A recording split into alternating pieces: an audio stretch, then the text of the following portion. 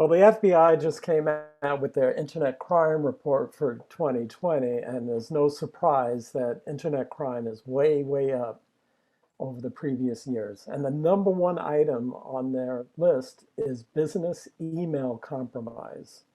It costs businesses approximately $1.8 billion.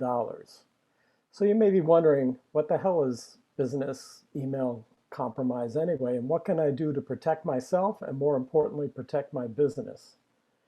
Hi, I'm Steve Conyers with CMIT Solutions, and we provide cybersecurity and IT services to businesses and nonprofits.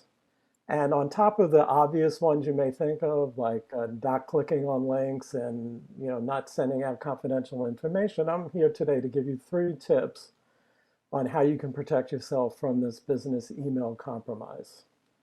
So the first one is to always incorporate dual approval process in anything that matters to you.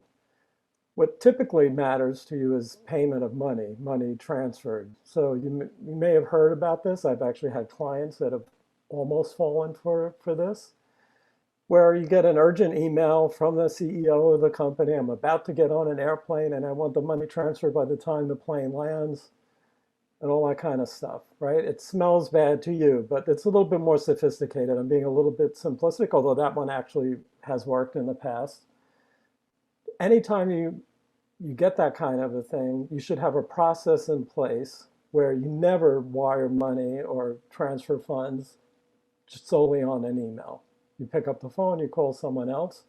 You have like a two-factor authentication kind of thing where you never rely on just that one piece of information. Second thing I want to talk about is training your staff.